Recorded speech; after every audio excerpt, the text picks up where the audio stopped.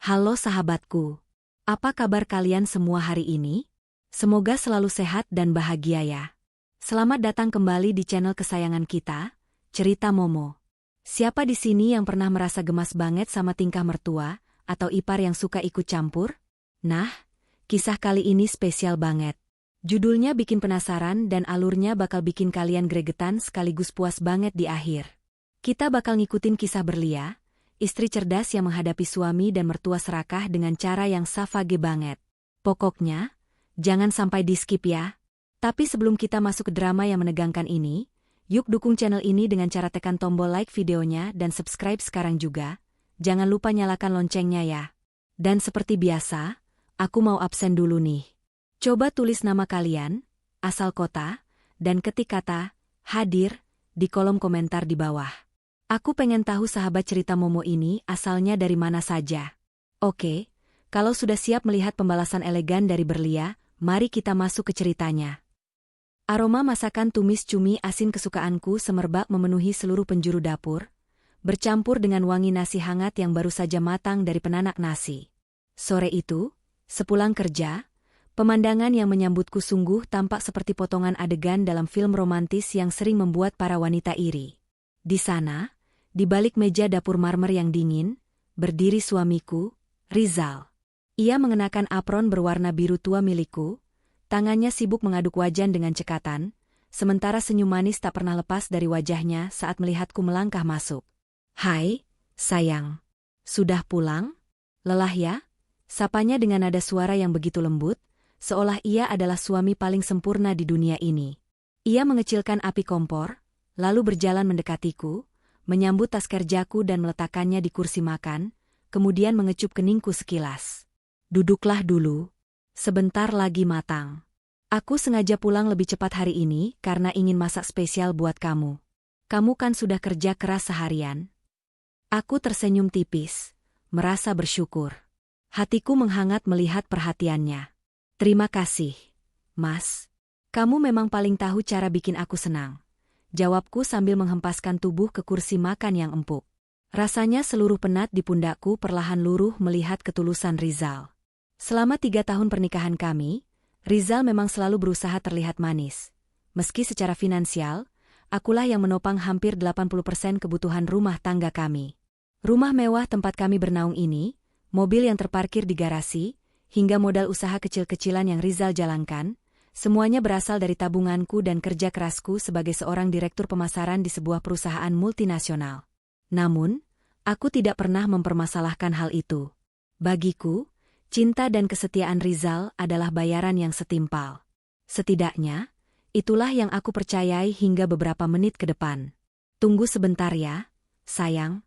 Aku mau ambil daun bawang segar dulu di kulkas belakang, biar makin sedap," ujar Rizal sambil menepuk pelan bahuku, lalu bergegas menuju area servis di belakang dapur.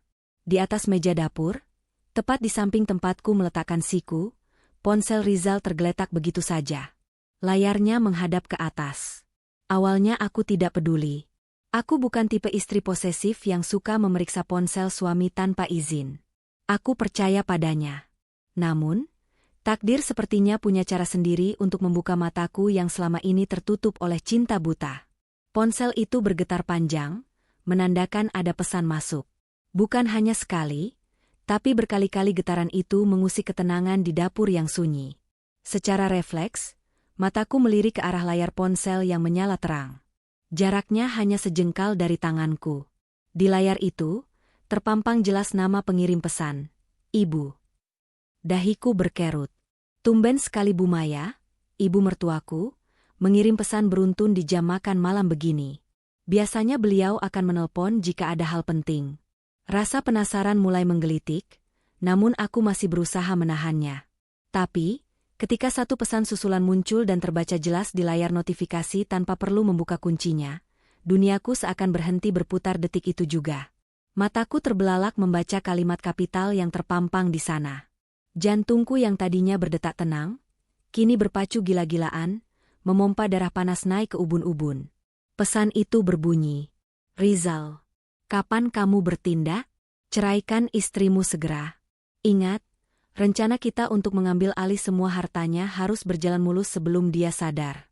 Jangan sampai gagal atau ibu akan marah besar. Aku terpaku. Tubuhku kaku, seolah ada petir yang menyambar tepat di siang bolong, menghanguskan seluruh kepercayaanku dalam sekejap mata. Napasku tercekat di tenggorokan. Aku membaca pesan itu lagi, berulang-ulang, memastikan mataku tidak salah lihat. Ceraikan istrimu? Mengambil alih semua hartanya? Jadi, selama ini, semua ini hanya sandiwara?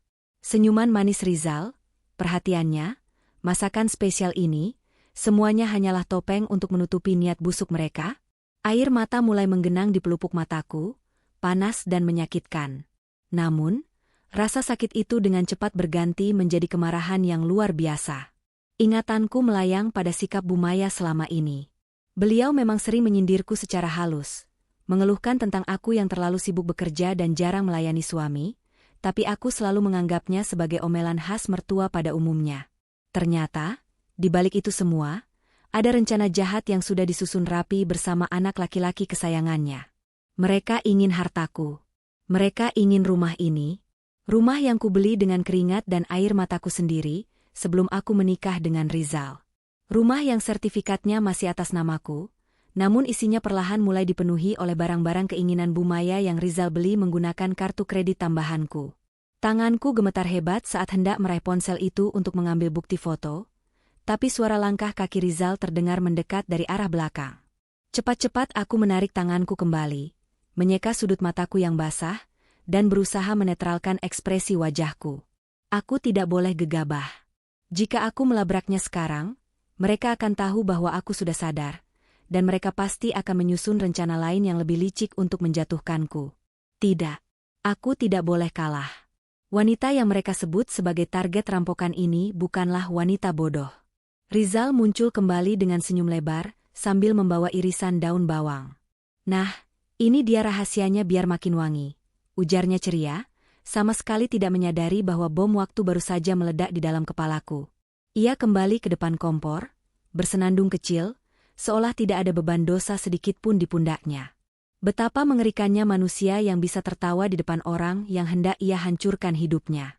Aku menatap punggung Rizal dengan tatapan nyalang. Rasa jijik mulai merambat naik menggantikan rasa cinta yang selama ini kubanggakan. Bagaimana mungkin pria yang tidur di sampingku setiap malam, yang memelukku saat aku sedih, ternyata adalah musuh dalam selimut yang sedang memegang pisau di belakang punggungnya? Pesan dari Bu Maya tadi terus terngiang di kepalaku seperti kaset rusak. Rencana kita untuk mengambil alih semua hartanya. Kata-kata itu begitu menyakitkan, menusuk ulu hati hingga rasanya aku ingin muntah. Sayang, kenapa diam saja? Tanya Rizal tiba-tiba, membuyarkan lamunanku. Ia menoleh sedikit, menatapku dengan wajah polosnya yang menipu. Kamu sakit? Kok mukanya agak pucat? Aku memaksakan sebuah senyuman. Senyuman terpalsu yang pernah kubuat seumur hidupku. Aku menarik napas dalam-dalam, berusaha meredam gejolak amarah yang siap meledak kapan saja. Tidak apa-apa, Mas. Cuma agak pusing sedikit karena AC kantor tadi terlalu dingin. Jawabku datar, berusaha agar suaraku tidak terdengar bergetar. Rizal mengangguk prihatin. Ya ampun, kasihan istriku. Nanti habis makan aku pijat ya? Biar kamu rileks. Oh ya, omong-omong soal rileks, ibu tadi menelponku siang-siang. Jantungku kembali berdebar kencang mendengar ia menyebut, ibu. Aku mencengkeram ujung taplak meja di bawah meja, menyalurkan emosiku di sana. Oh ya? Bu Maya bilang apa? Tanyaku, memancingnya. Aku ingin tahu seberapa pandai suamiku ini berbohong. Rizal mematikan kompor, lalu menuangkan tumis cumi itu ke atas piring saji dengan hati-hati. Ia membawa piring itu ke meja makan, meletakkannya tepat di hadapanku, lalu duduk di kursi seberang. Ia menatapku lekat-lekat, tatapan yang dulu kusebut penuh cinta, kini terlihat penuh manipulasi. Ibu cuma tanya kabar kita.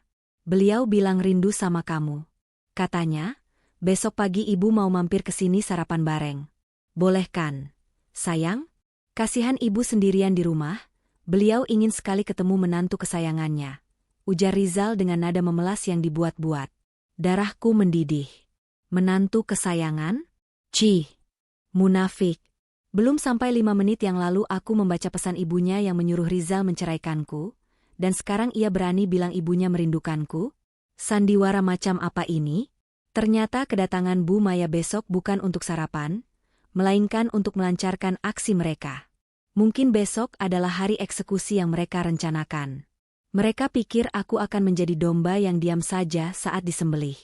Aku menunduk, menatap piring berisi cumi asin yang mengepulkan asap. Makanan ini, yang tadinya terlihat menggugah selera, kini tampak seperti racun. Tentu saja boleh, Mas. Bu Maya kan ibumu, beliau juga ibuku. Suruh saja datang. Jawabku pelan, namun di dalam hati aku melanjutkan kalimatku dengan dingin. Suruh dia datang, Mas. Biar dia menyaksikan sendiri bagaimana aku akan membalikan keadaan. Wah, terima kasih sayang. Kamu memang istri terbaik, seru Rizal girang. Ia mungkin berpikir rencananya berjalan mulus. Ia pikir aku masih belia yang penurut dan naif. Ia tidak tahu bahwa di balik diamku saat ini, otakku sedang berputar cepat menyusun strategi.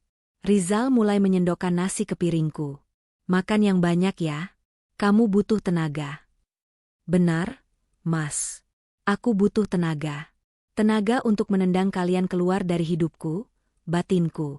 Aku menerima piring itu. Tanganku masih sedikit gemetar, tapi aku berhasil menyembunyikannya. Aku mulai menyuap nasi itu perlahan. Rasanya hambar di lidahku, tertutup oleh rasa pahit pengkhianatan. Saat aku mengunyah, mataku kembali melirik ponsel Rizal yang kini layarnya sudah gelap. Pesan itu, pesan dari Bu Maya itu adalah kunci segalanya. Aku butuh bukti itu. Tapi aku tidak bisa mengambilnya sekarang saat Rizal ada di hadapanku. Aku harus menunggu. Aku harus bermain cantik. Jika mereka ingin bermain api dengan cara kasar, maka aku akan membalasnya dengan cara yang elegan namun mematikan. Enak tidak masakannya? Tanya Rizal penuh harap. Aku menelan ludah, menatap matanya dalam-dalam. Enak, Mas. Sangat enak. Rasanya mengejutkan, jawabku penuh arti ganda. Malam itu, di meja makan yang seharusnya hangat, perang dingin telah dimulai. Aku, Berlia, bersumpah demi harga diriku, tidak akan membiarkan 1 sen pun hartaku jatuh ke tangan suami pengkhianat dan mertua serakah itu. Besok, saat Bu Maya datang dengan segala kesombongannya, aku pastikan dia tidak akan menemukan menantu yang lemah. Dia akan menemukan lawan yang sepadan. Dan kau, Rizal, nikmatilah senyum kemenanganmu malam ini, karena ini adalah malam terakhir kamu bisa tidur nyenyak di rumah Mewahu. Pikiranku melayang pada Pak Arman, pengacara kepercayaanku, dan Karin, sahabat gilaku yang punya banyak koneksi di dunia properti. Aku harus menghubungi mereka malam ini juga, segera setelah Rizal terlelap. Tidak ada waktu untuk menangis.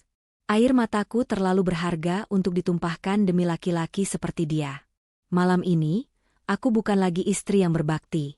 Malam ini, aku adalah seorang wanita yang sedang mempertahankan benteng pertahanannya dari serangan para pencuri. Habiskan ya, sayang. Nanti biar aku yang cuci piring, kata Rizal lagi, semakin menunjukkan citra suami idaman. Iya, Mas. Terima kasih, jawabku singkat. Di dalam kepalaku, skenario demi skenario mulai tersusun rapi. Penjualan rumah, pemblokiran rekening, pengusiran. Semuanya berputar cepat. Aku akan membuat kejutan yang tidak akan pernah mereka lupakan seumur hidup. Tunggu saja tanggal mainnya, Bu Maya. Tunggu saja, Rizal. Permainan kalian sudah terbaca, dan kini giliran aku yang memegang kendali.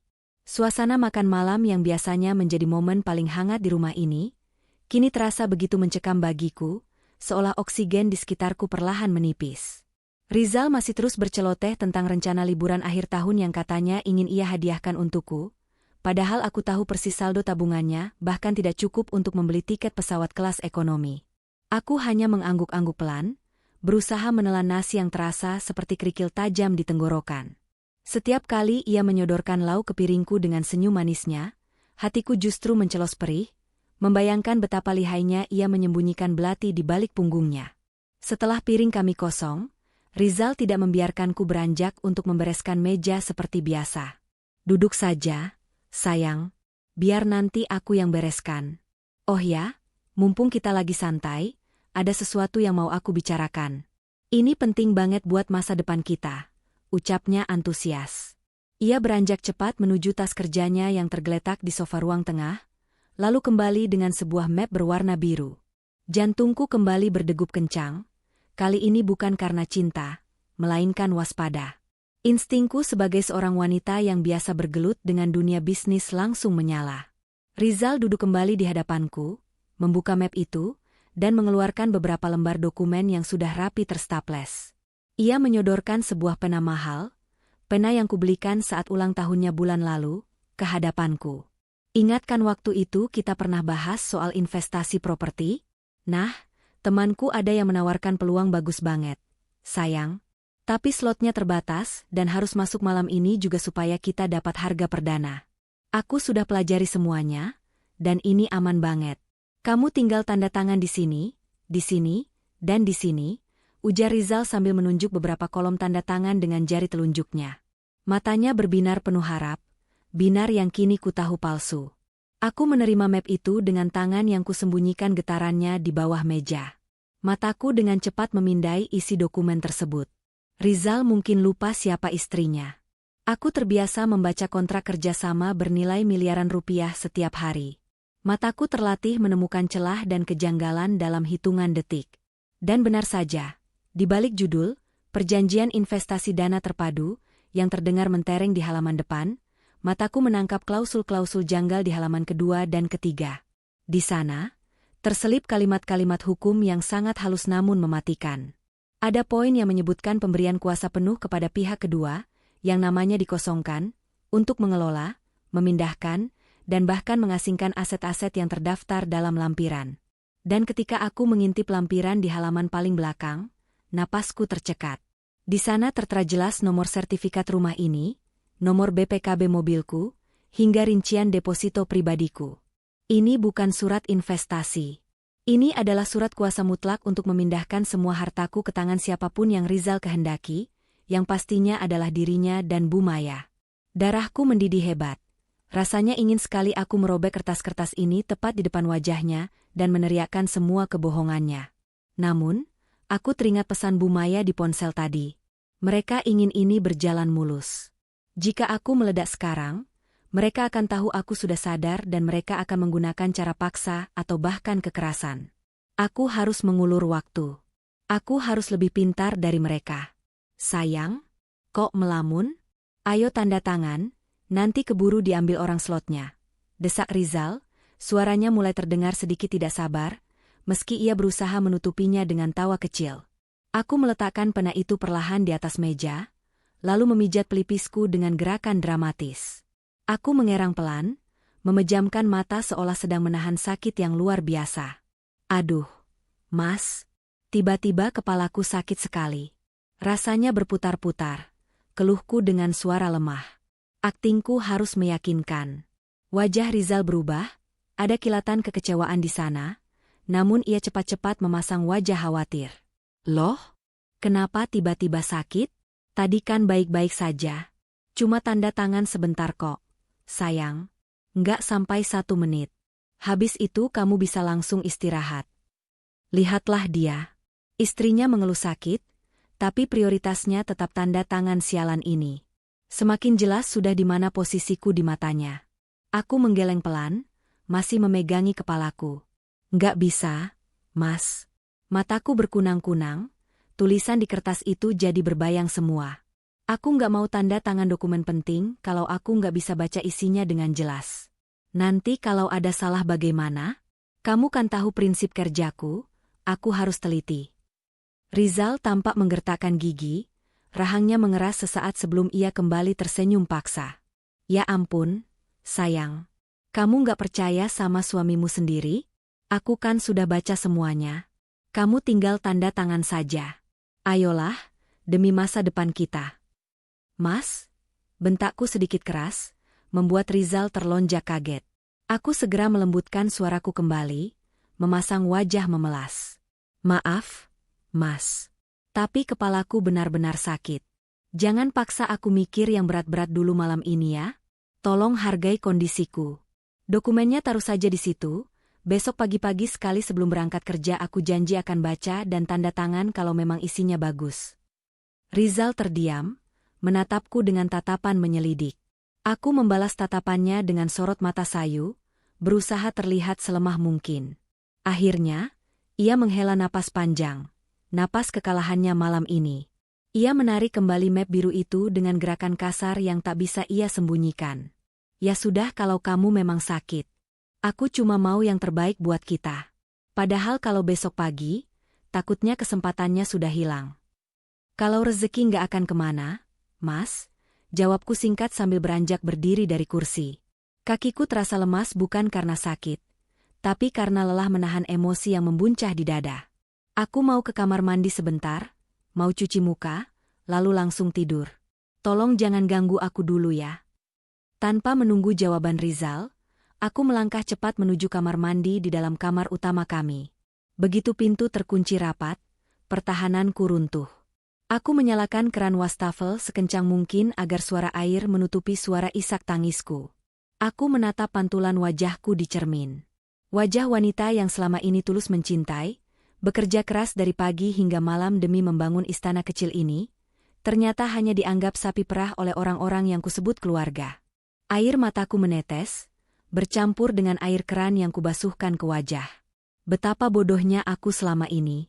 Tanda-tanda itu sebenarnya sudah ada. Permintaan uang yang makin sering dengan alasan modal usaha yang tak pernah jelas laporannya, sindiran Bu Maya yang selalu membandingkanku dengan istri teman-temannya yang tidak bekerja, hingga sikap Rizal yang seringkali defensif jika aku bertanya soal keuangan. Aku terlalu buta karena cinta. Tapi malam ini, air mata ini adalah air mata terakhir yang akan tumpah untuk mereka. Aku mengusap wajahku kasar dengan handuk. Cukup. Tidak ada gunanya menangisi pengkhianat. Di cermin itu, aku melihat sorot mataku berubah. Dari yang tadinya penuh kesedihan, kini menajam, dingin, dan penuh perhitungan. Rasa sakit di hatiku perlahan membeku menjadi tekad yang kuat. Kalian ingin bermain-main dengan hartaku? Bisikku lirih pada bayanganku sendiri di cermin. Baiklah. Akan kutunjukkan cara bermain yang sesungguhnya. Kalian pikir aku bisa sukses di dunia kerja yang keras hanya dengan modal keberuntungan? Kalian salah memilih lawan. Aku menarik napas dalam-dalam, menenangkan detak jantungku. Rencana di kepalaku semakin matang. Aku tidak akan menandatangani kertas itu besok. Bahkan, besok pagi kertas itu tidak akan ada gunanya lagi, karena aset yang tercantum di dalamnya sudah tidak akan menjadi milikku lagi secara hukum. Aku keluar dari kamar mandi dengan wajah segar sehabis cuci muka. Rizal sudah ada di tempat tidur, duduk bersandar sambil memainkan ponselnya dengan wajah kesal. Map biru itu sudah tidak terlihat. Mungkin sudah ia masukkan kembali ke dalam tasnya. Sudah enakan? Tanyanya tanpa menoleh. Lumayan. Aku tidur duluan ya, Mas. Jangan lupa matikan lampu kalau kamu sudah selesai. Ucapku datar sambil naik ke atas tempat tidur dan menarik selimut hingga menutupi bahu. Aku memunggunginya, memejamkan mata, namun telingaku tetap waspada. Aku harus menunggu. Menunggu sampai napas Rizal terdengar teratur dan berat, menandakan ia sudah benar-benar terlelap dalam mimpi indahnya tentang kekayaan instan. Saat itulah, aku akan memulai langkah senyapku. Langkah yang akan mengubah hidup mereka menjadi mimpi buruk saat matahari terbit nanti. Di balik selimut, tanganku mengepal erat, menggenggam ponselku yang sudah kusiapkan dalam mode hening. Babak kedua permainan ini baru saja dimulai, dan kali ini, akulah yang memegang kendali. Jam digital di atas nakas menunjukkan pukul 2 dini hari. Suara dengkuran halus Rizal yang teratur menjadi satu-satunya suara yang memecah keheningan di kamar tidur kami yang luas. Aku masih terjaga, mataku menatap langit-langit kamar yang gelap, sementara pikiranku bekerja jauh lebih cepat daripada detak jam. Perlahan, dengan gerakan yang sangat hati-hati agar tidak menimbulkan guncangan pada kasur, aku menyingkirkan selimut yang menutupi tubuhku. Aku menahan napas saat Rizal bergerak sedikit dalam tidurnya, mengubah posisi memunggungiku. Aman. Dengan langkah seringan kapas, aku turun dari tempat tidur, menyambar ponselku, dan berjalan jinjit keluar kamar. Aku tidak menyalakan lampu lorong, membiarkan cahaya bulan yang menembus jendela besar menjadi penunjuk jalan menuju ruang kerja pribadiku di lantai bawah. Ruangan ini kedap suara, tempat di mana aku biasa menghabiskan malam-malam panjang untuk menyelesaikan proyek kantor, dan malam ini, ruangan ini akan menjadi saksi bisu penghancuran rumah tangga yang telah kubangun dengan sia-sia. Begitu pintu ruang kerja terkunci rapat, aku tidak membuang waktu. Jari-jariku dengan cepat menekan kontak bernama Pak Arman. Beliau adalah pengacara senior yang sudah mengurus aset keluargaku sejak zaman mendiang ayah. Aku tahu menelpon jam segini sangat tidak sopan, tapi keadaan ini darurat. Nada sambung berbunyi 3 kali sebelum suara serak khas orang bangun tidur terdengar di ujung sana. Halo? Berlia? Ada apa nak malam-malam begini? Ada masalah urgen? Tanya Pak Arman dengan nada khawatir. Pak Arman, maafkan saya mengganggu istirahat Bapak. Tapi saya butuh bantuan Bapak sekarang juga. Ini soal hidup dan mati aset saya. Suaraku terdengar dingin dan tegas. Bahkan aku sendiri terkejut mendengarnya. Saya ingin menjual rumah ini. Malam ini juga. Detik ini juga. Hening sejenak di seberang sana. Apa? Menjual rumah? Berlia, kamu sadarkan ini jam 2 pagi? Dan rumah itu aset utama kamu. Ada apa sebenarnya? Rizal dan ibunya berencana mengambil alih semuanya besok pagi. Pak, saya tidak punya waktu untuk menjelaskan detail dramanya. Yang jelas, saya butuh akta jual beli di bawah tangan atau pengikatan jual beli yang sah sekarang juga secara digital. Pembelinya sudah ada. Saya ingin tanggal di dokumen itu tertulis hari ini, sebelum matahari terbit. Pak Arman, sebagai pengacara yang cerdas, langsung menangkap urgensinya tanpa banyak bertanya lagi. Baik, kalau begitu situasinya genting. Siapa pembelinya? Saya akan siapkan draft elektronik yang bisa kalian tanda tangani lewat e-sign sekarang. Legalitas fisiknya kita urus besok pagi-pagi sekali. Karin, jawabku singkat. Setelah mematikan telepon dengan Pak Arman, aku langsung menghubungi Karin. Sahabatku yang satu ini adalah seorang sosialita gila kerja yang juga investor properti kelas kakap. Dia sudah lama mengincar lokasi rumahku karena strategis, dan dia juga satu-satunya orang yang sejak awal tidak pernah menyukai Rizal. Dia selalu bilang senyum Rizal terlalu manis untuk menjadi kenyataan. Betapa benarnya dia. Berlia? Tumben lo nelpon jam segini. Jangan bilang lo mau curhat soal suami lo yang sok ganteng itu. Suara Karin terdengar segar, sepertinya dia masih belum tidur atau baru pulang pesta. Karin, lo masih mau rumah gue? Tembakku langsung. Hah? Lo bercanda? Gue serius. Gue jual ke lo sekarang. Harganya gue diskon 30% dari harga pasar, tapi ada syaratnya. Wow. Diskon 30%? Itu tawaran gila? Lo nggak lagi mabuk kan? Apa syaratnya? Nada suara Karin berubah menjadi mode bisnis. Syarat pertama, transaksi harus deal malam ini juga. Pak Arman lagi siapin dokumen digitalnya. Syarat kedua, gue butuh lo transfer uang mukanya sekarang ke rekening deposito gue yang baru, bukan rekening bersama. Syarat ketiga, dan ini yang paling penting, besok pagi jam 7 teng, lo harus datang ke sini sebagai pemilik baru. Bawa tukang, bawa security, bawa siapa aja.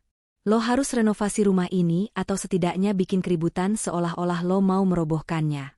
Usir siapapun yang ada di dalamnya. Karin terdiam sejenak, lalu terdengar tawa renyah yang jahat dari seberang sana. Berlia, gue nggak tahu apa yang suami lo lakuin sampai lo jadi senekat ini, tapi gue suka gaya lo. Deal. Gue ambil. Gue udah lama gatel pengen ngeludahin muka si Rizal itu. Kirim nomor rekening lo sekarang. Dalam waktu kurang dari 1 jam, keajaiban teknologi dan koneksi bekerja. Notifikasi masuk ke emailku. Draft perjanjian dari Pak Arman sudah siap. Aku membacanya sekilas, memastikan poin-poin krusial sudah tercantum. Peralihan hak milik terjadi seketika setelah tanda tangan dan pembayaran uang muka. Aku menandatanganinya secara digital. 5 menit kemudian, Karin mengirimkan bukti tanda tangannya dan tangkapan layar bukti transfer yang nominalnya cukup untuk membuatku hidup mewah tanpa bekerja selama 5 tahun ke depan. Ding!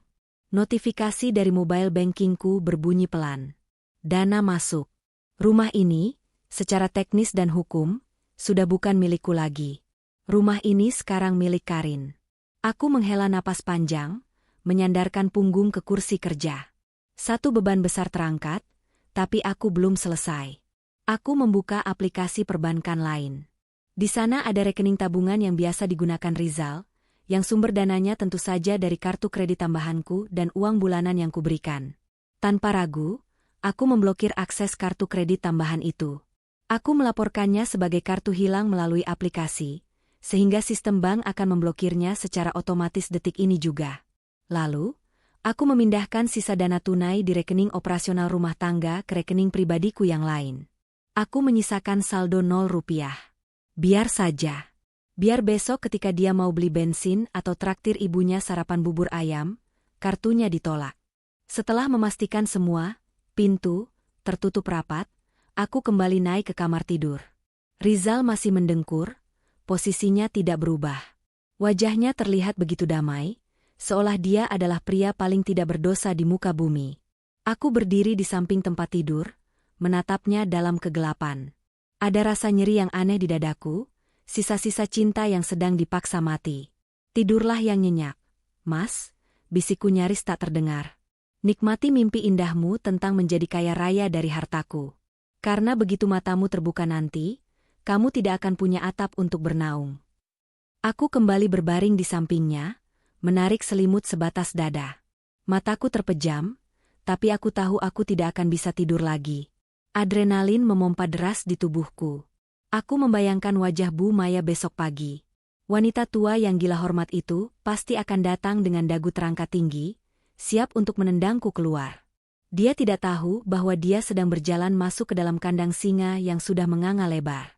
Di luar jendela, langit mulai menunjukkan semburat ungu gelap, pertanda fajar akan segera menyingsing. Ini adalah fajar terakhirku sebagai istri Rizal yang bodoh.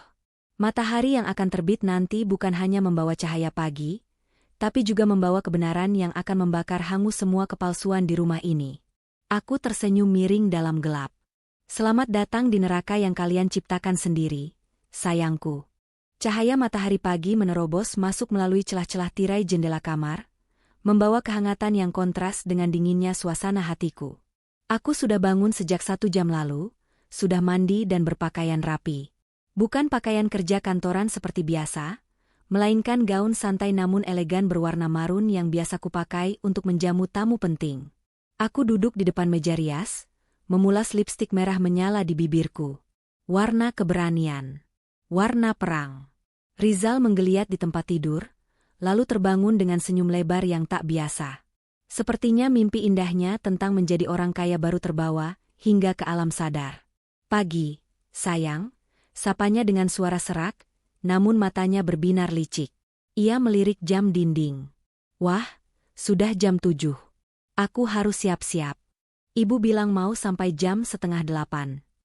Silakan, Mas. Sarapan sudah siap di meja. Jawabku tenang tanpa menoleh, sibuk merapikan tatanan rambutku. Rizal beranjak cepat, bersenandung riang menuju kamar mandi. Sikapnya pagi ini sungguh menyedihkan untuk disaksikan. Ia seperti anak kecil yang akan diajak pergi ke taman bermain, padahal ia sedang menuju kehancuran rumah tangganya sendiri. Aku berjalan turun ke ruang tengah, duduk di sofa tunggal favoritku, menyilangkan kaki, dan menunggu. Di hadapanku, secangkir teh Earl Grey hangat mengepulkan aroma bergamot yang menenangkan. Tak lama kemudian, suara klakson mobil terdengar nyaring di depan gerbang. Bukan hanya sekali, tapi berkali-kali dengan nada mendesak yang tidak sopan. Itu pasti mereka. Jantungku berdesir, bukan karena takut, tapi karena adrenalin yang memuncak. Aku mendengar langkah kaki Rizal berlari menuruni tangga, setengah berlari menuju pintu depan dengan kemeja yang kancingnya belum terpasang sempurna.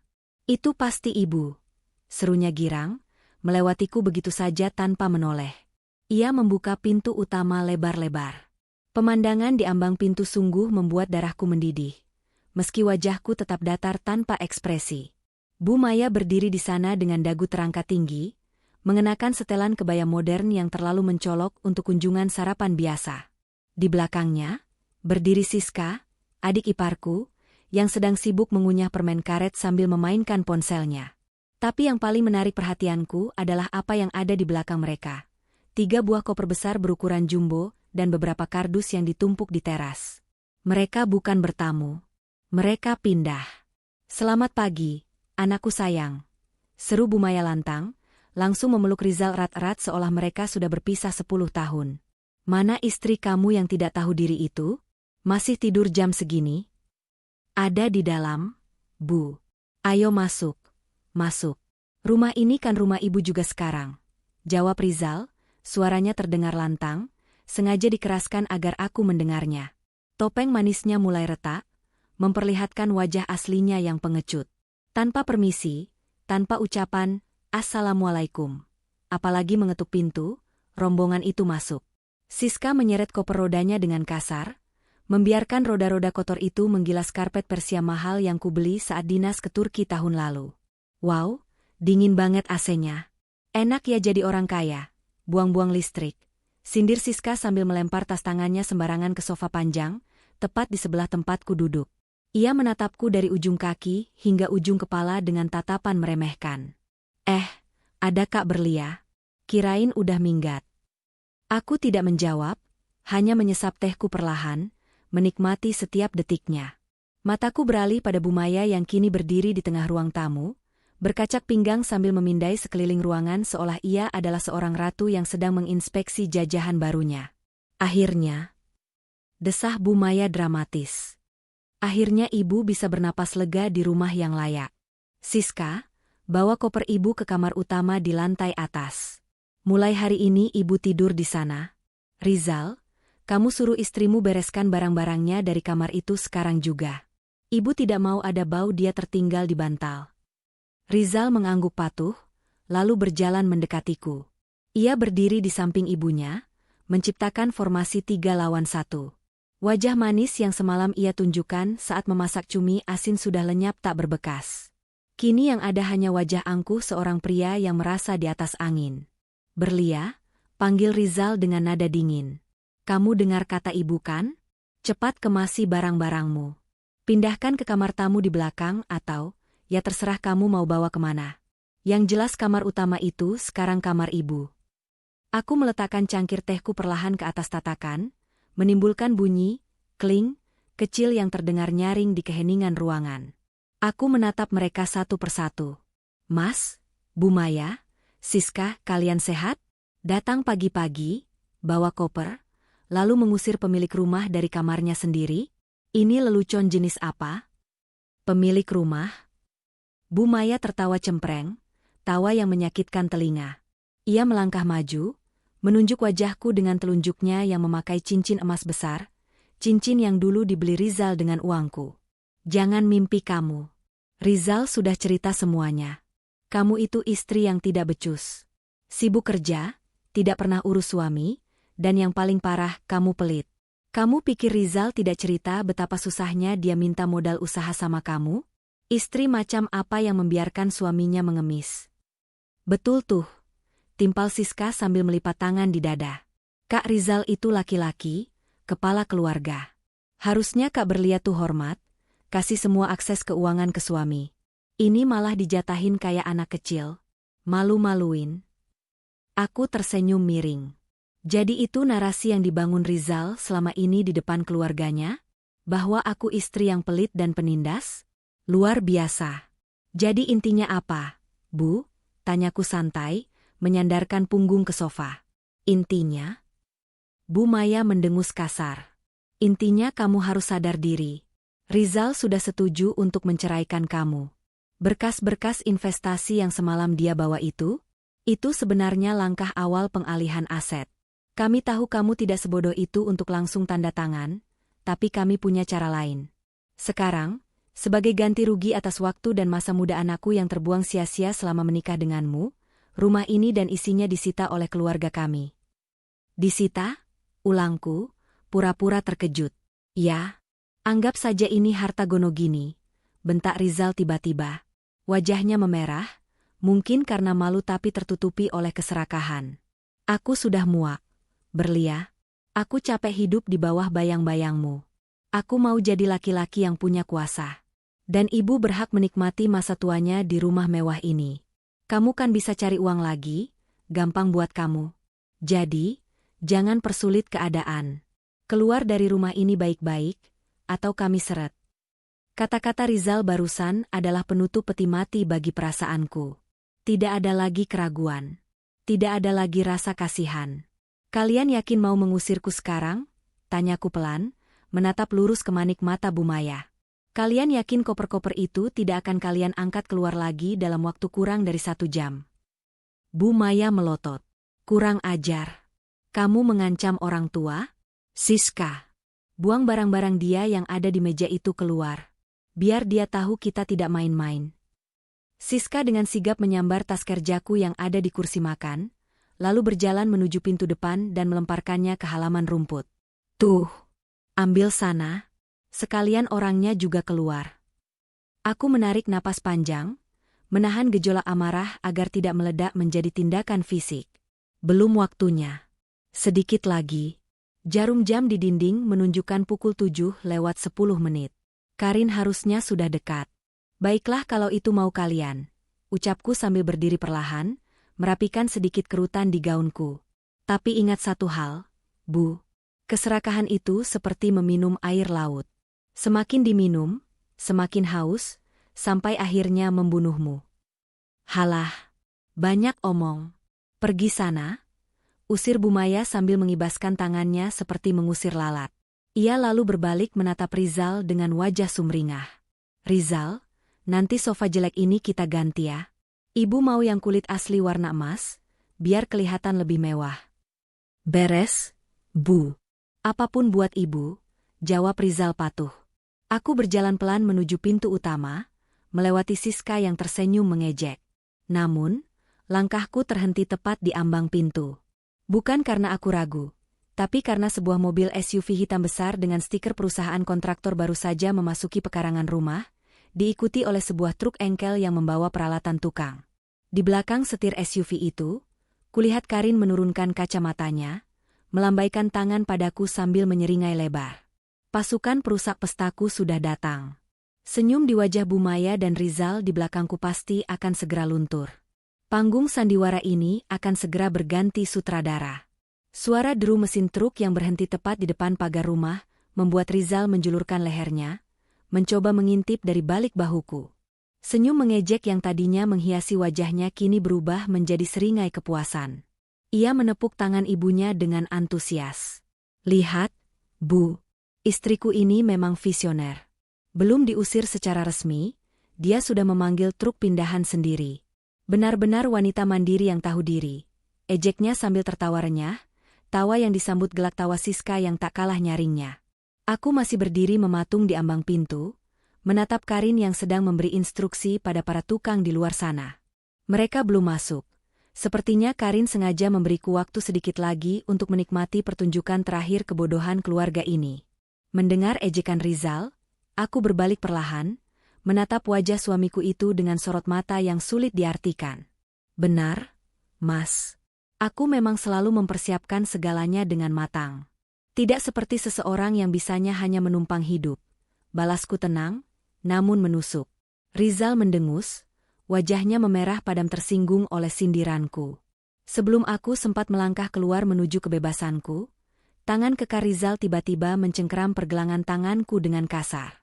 Ia menarikku kembali masuk ke dalam rumah, lalu menghempaskan tubuhku ke sofa ruang tamu, tepat di sebelah tumpukan koper ibunya. Jangan buru-buru pergi, Nyonya Direktur, bentaknya. Suaranya menggelegar memenuhi ruangan yang berlangit-langit tinggi itu. Urusan kita belum selesai. Kamu pikir kamu bisa melenggang pergi begitu saja setelah menghina ibuku dan adikku? Enak saja.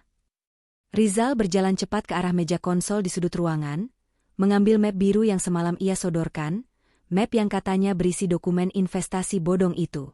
Ia melemparkan map itu ke atas meja kaca di hadapanku dengan suara brak yang keras. Tanda tangan.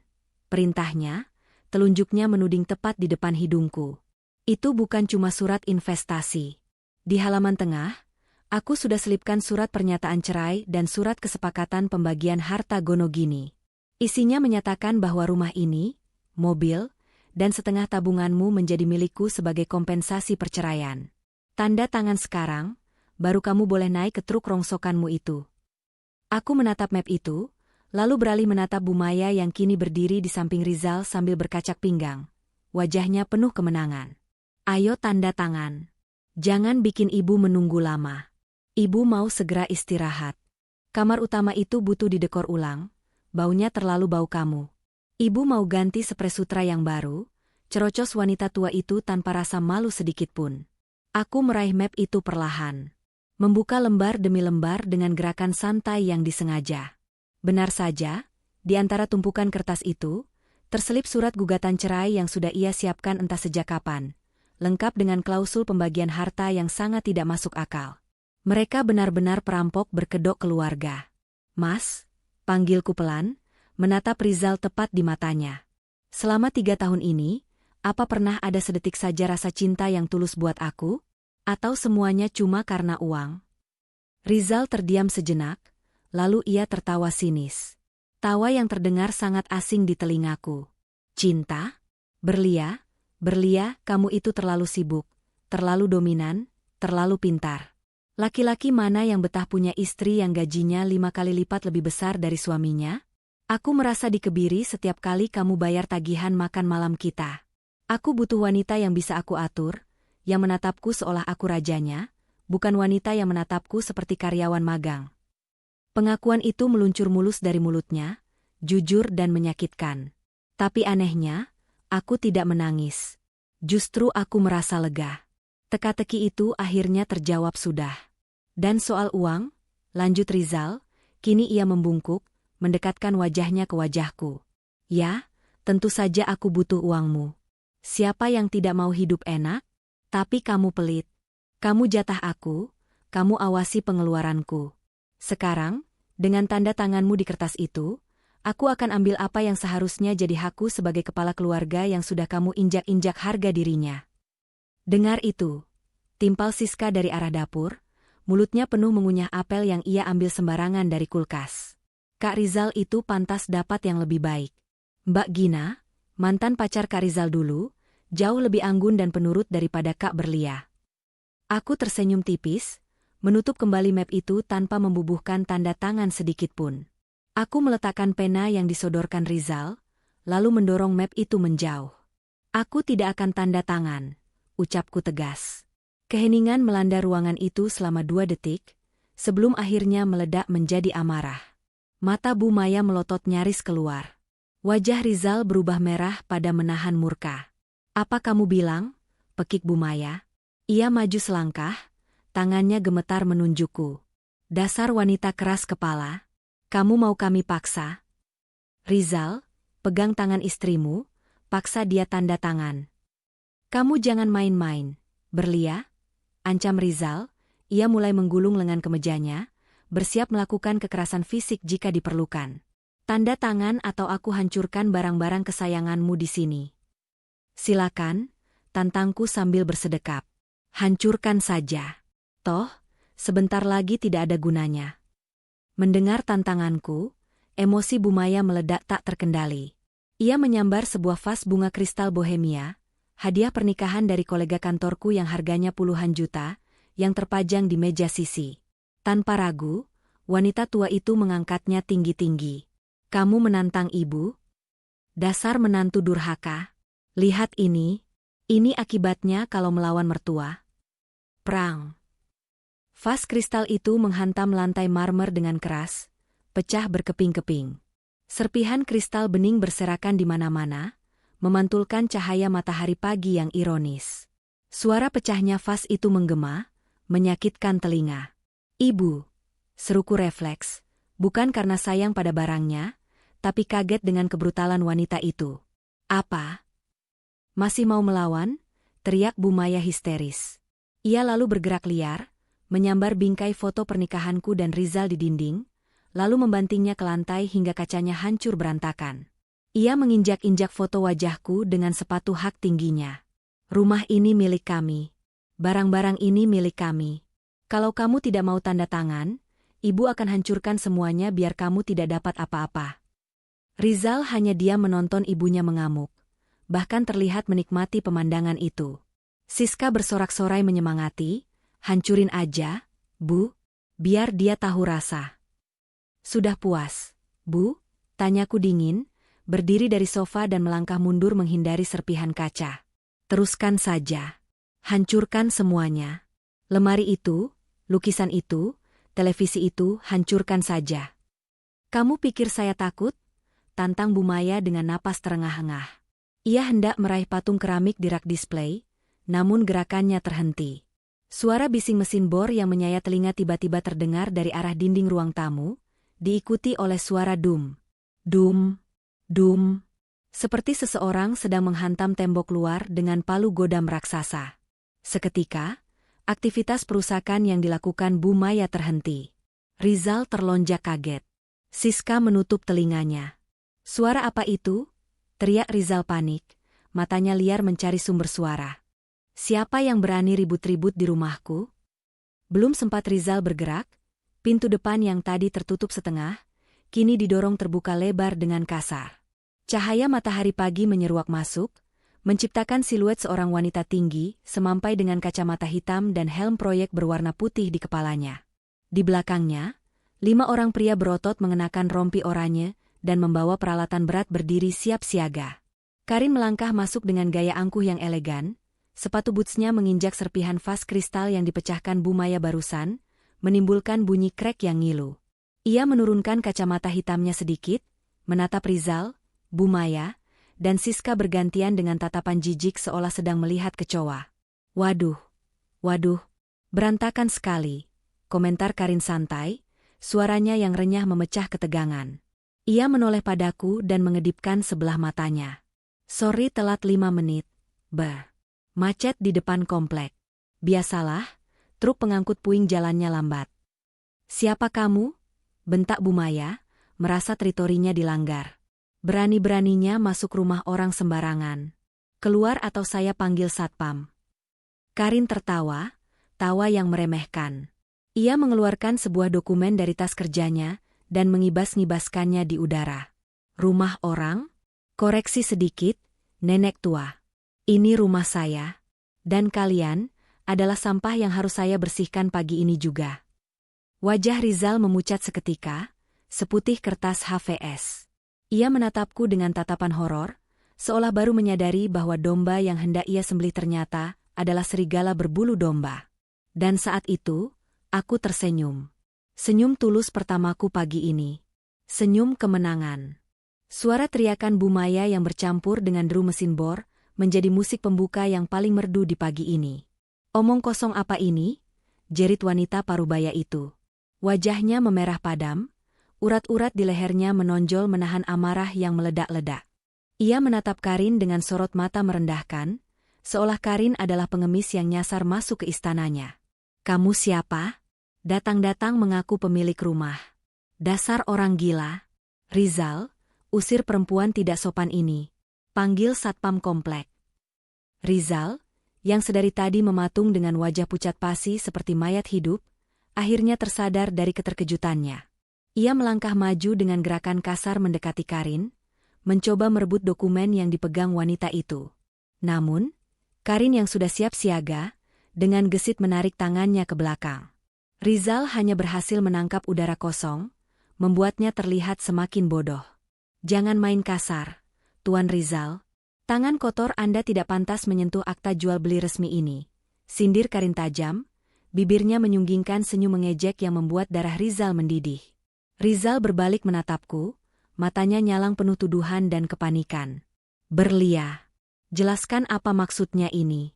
Kamu menyewa aktris bayaran untuk menakut-nakuti ibuku. Hah? Kamu pikir aku bodoh? Rumah ini tidak mungkin berpindah tangan dalam semalam. Sertifikatnya ada di dalam brankas di kamar kita. Aku terkekeh pelan, tawa yang terdengar sangat renyah dan santai, kontras dengan kepanikan mereka. Aku melangkah mendekati meja kaca, mengambil cangkir tehku yang masih tersisa sedikit. Mas kamu lupa ya? Siapa yang memegang kunci kombinasi brankas itu? Hanya aku. Kamu bahkan tidak pernah tahu kode PIN-nya, kan? Dan soal sertifikat? Tentu saja sudah kuambil semalam saat kamu sedang asyik mendengkur memimpikan harta Gonogini. Sekarang sertifikat asli itu sudah ada di tangan notaris rekanan Karin untuk proses balik nama. Bohong, pekik Siska histeris, ia maju sambil menghentakkan kakinya ke lantai, persis seperti anak kecil yang tidak dibelikan mainan. Kak Berlia pasti bohong. Mana mungkin jual rumah semudah itu tanpa tanda tangan suami? Jangan percaya, Bu. Ini pasti cuma akal-akalan dia supaya kita pergi dari sini. Karin menghela napas panjang dan dramatis, seolah ia sedang menghadapi sekumpulan murid taman kanak-kanak yang bebal. Ia menjentikan jarinya, memanggil salah satu pria berbadan tegap di belakangnya. Pak, tolong bacakan poin kepemilikan di akta ini biar telinga mereka yang tersumbat keserakahan itu bisa dengar jelas. Pria berbadan kekar itu maju, mengambil dokumen dari tangan Karin, dan membacakannya dengan suara bariton yang lantang dan tegas. Berdasarkan Akta Pengikatan Jual Beli Nomor 105/2024, tertanggal hari ini pukul 3 WIB, pihak pertama Nyonya Berlia telah melepaskan hak kepemilikan tanah dan bangunan ini sepenuhnya kepada pihak kedua, Nyonya Karin, dengan status lunas dan serah terima kunci seketika. Suara pria itu menggema di ruang tamu yang kini terasa sempit dan mencekam bagi keluarga Rizal. Bu Maya terhuyung ke belakang, kakinya lemas. Tangannya meraba-raba sandaran sofa untuk menahan tubuhnya agar tidak ambruk ke lantai. Wajahnya yang tadi garang kini berubah menjadi topeng ketakutan. Jam-jam 3 pagi, gumamnya tak percaya, bibirnya gemetar. Kamu jual rumah ini saat kami tidur. Tepat sekali, jawabku santai sambil berjalan mendekati pecahan vas kristal yang berserakan di lantai. Aku menunjuk pecahan beling itu dengan ujung sepatu hak tinggiku. Dan omong-omong soal vas bunga mahal yang ibu pecahkan tadi. Karin, sepertinya kamu harus memasukkan ini ke dalam tagihan kerusakan properti, deh. Karin mengangguk setuju, wajahnya pura-pura prihatin sambil memandangi serpihan kaca itu. Waduh, iya benar. Itu vas kristal asli Bohemia kan? Sayang sekali. Itu sekarang sudah jadi aset saya loh, Bu. Karena dalam perjanjian jual beli, saya membeli rumah ini fully furnished alias beserta seluruh isinya. Jadi, vas yang ibu banting tadi dengan penuh semangat, secara hukum adalah milik saya. Mata Bu Maya membelalak horor, napasnya tercekat. Apa? Tidak. Itu milik menantuku. Aku berhak menghancurkannya. Ini rumah anakku. Mantan milik menantu ibu, koreksi Karin cepat dan tajam. Sekarang itu milik saya. Dan ibu baru saja melakukan perusakan properti milik orang lain di depan saksi mata. Pak Mandor, tolong didokumentasikan ya pecahan belingnya. Nanti kita buat laporan ke polisi kalau mereka menolak ganti rugi. Pasal perusakan barang orang lain lumayan juga loh hukumannya. Salah satu tukang segera mengeluarkan ponselnya dan memotret pecahan vas serta wajah Bu Maya yang pucat pasi. Siska langsung menutup wajahnya dengan tas tangan, takut ikut difoto dan viral. Situasi berbalik 180 derajat. Mereka yang tadi datang sebagai penjajah yang gagah berani, kini terpojok seperti maling ayam yang tertangkap basah. Rizal, yang merasa dunianya runtuh berkeping-keping, mencoba melakukan pertahanan terakhir. Ia mendekatiku, mencengkeram bahuku, dan mengguncangnya pelan. Suaranya bergetar, memohon, matanya berkaca-kaca, air mata buaya yang sudah tidak mempan lagi bagiku. Berlia, sayang, kamu tidak serius kan? Kamu tidak mungkin setega ini sama aku dan ibu. Kita bisa bicara baik-baik. Batalkan transaksi ini. Kembalikan uang Karin. Kita mulai dari awal, ya? Aku janji akan berubah. Aku akan jadi suami yang baik. Aku menepis tangan Rizal dari bahuku dengan gerakan jijik, seolah ada kotoran menjijikan yang menempel di sana. Aku mundur selangkah, menjaga jarak. Mulai dari awal, setelah kamu menyuruh ibumu datang pagi-pagi buta untuk mengusirku, setelah kamu menyodorkan surat cerai palsu dan memaksa aku tanda tangan, Mas, mataku sudah terbuka lebar. Tidak ada kata, kita, lagi. Yang ada hanya aku, dan kalian para benalu yang harus dibersihkan. Tapi aku suamimu. Harta ini harta bersama. Kamu tidak bisa jual sepihak. Teriak Rizal putus asa, urat lehernya menegang. Salah besar. Potongku tajam, suaraku dingin menusuk tulang. Rumah ini kubeli 2 tahun sebelum kita menikah. Ingat perjanjian pranikah yang dulu kamu tanda tangani dengan malas-malasan, karena kamu pikir itu cuma formalitas di atas kertas? Di sana tertulis jelas pemisahan harta bawaan. Rumah ini harta bawaanku mutlak. Aku berhak menjualnya, membakarnya, atau memberikannya pada kucing jalanan sekalipun tanpa perlu persetujuanmu sedikitpun. Kata-kata itu menghantam Rizal telak di ulu hati. Ia terdiam 1000 bahasa, wajahnya kaku. Ia lupa. Ia lupa bahwa aku adalah wanita karir yang teliti dan selalu bermain aman. Ia lupa bahwa dulu ia meremehkan perjanjian pranikah itu, karena ia terlalu percaya diri bisa menguasaiku dengan cintanya yang manipulatif. Kebodohannya di masa lalu kini menjadi senjata makan tuan. Karin melihat jam tangannya yang melingkar elegan di pergelangan tangannya, lalu menatap para tukang dengan kode mata. Oke, bapak-bapak, waktu terus berjalan. Saya mau renovasi ini selesai secepatnya. Mulai dari ruang tengah ini. Tembok sebelah sana kayaknya bagus kalau dijebol sekarang biar lebih luas dan open space. Siap, Bu Karin, jawab para tukang serempak dengan semangat. Tanpa mempedulikan keberadaan Bu Maya dan Siska yang masih berdiri gemetaran di tengah ruangan, para tukang itu mulai menyalakan mesin bor tembok dan mengangkat palu goda mereka. Nging. Dum. Dum. Suara bor listrik yang memekakan telinga langsung menyalak, debu putih berterbangan dari tembok yang mulai dilubangi. Bu Maya menjerit histeris sambil menutup telinganya rapat-rapat. Siska batuk-batuk terkena debu semen yang mengepul di udara. Suasana ruang tamu yang mewah seketika berubah menjadi area konstruksi yang bising dan berdebu. Hentikan, hentikan, kalian gila ya? Ada orang di sini? Mataku perih, teriak Bu Maya, tapi suaranya tenggelam oleh kebisingan konstruksi yang brutal. Karin berteriak mengatasi suara bising itu, makanya keluar. Ini area proyek. Wajib pakai helm pengaman. Kalau kalian tidak keluar dalam 5 menit, saya anggap kalian relawan yang mau jadi tumbal pondasi bangunan baru saya. Rizal menatapku dengan tatapan nanar, berharap aku akan menghentikan kegilaan ini. Tapi aku hanya berdiri di samping Karin, melipat tangan di dada, menikmati pertunjukan orkestra kehancuran ini dengan hati yang puas. Aku melihat kepanikan di mata Bu Maya yang biasanya sombong. Aku melihat ketakutan di wajah Siska yang biasanya angkuh. Dan aku melihat keputusasaan mutlak di wajah Rizal. Ayo, Bu, kita harus keluar dari sini. Siska menarik tangan ibunya yang masih terpaku kaget. Debunya bikin sesak napas. Tasku kotor semua. Tapi koper-koper ibu, rumah anakku, hartaku. Racau Bu Maya. Air matanya mulai menetes deras, melunturkan bedak tebal di wajahnya hingga cemong. Bawa koper kalian atau biarkan tertimbun semen, teriak Karin sadis sambil tertawa.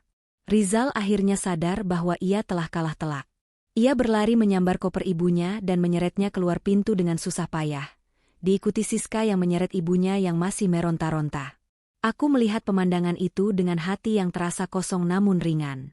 Mereka terusir dari rumah yang ingin mereka rampas, bukan oleh polisi, tapi oleh debu dan suara bising keserakahan mereka sendiri yang memantul balik. Tunggu, teriakku tiba-tiba saat Rizal hendak melangkah keluar pintu utama. Suaraku yang lantang membuat langkahnya terhenti. Ia menoleh cepat, secercah harapan muncul di matanya. Mungkin ia pikir aku berubah pikiran dan akan memanggilnya kembali. Aku berjalan mendekatinya perlahan, lalu mengulurkan tangan kananku. Kunci mobil, ucapku dingin dan datar. Itu mobil sewaan atas namaku. Masa sewanya habis jam 8 pagi ini. Pihak rental sudah menunggu di depan gerbang untuk mengambil unitnya. Harapan di mata Rizal padam seketika, berganti menjadi kebencian yang mendalam. Wajahnya merah pada menahan malu dan marah. Dengan tangan gemetar, ia merogoh saku celananya, mengeluarkan kunci mobil, dan melemparnya ke lantai marmer di dekat kakiku dengan kasar. Ambil itu. Dasar wanita iblis. Umpatnya sebelum berbalik dan berlari keluar menyusul ibunya yang sudah meraung-raung di halaman. Aku memungut kunci itu dengan tenang, membersihkannya sedikit dari debu, lalu menatap punggung Rizal yang menghilang di balik pintu yang terbuka lebar. Iblis, gumamku pelan, sudut bibirku terangkat membentuk senyum tipis. Bukan, Mas. Aku hanya malaikat yang sayapnya kalian patahkan, dan sekarang aku belajar terbang menggunakan sapu terbang untuk menyapu sampah-sampah seperti kalian. Karin merangkul bahuku sambil tertawa puas. Savage, Berlia. That was epic.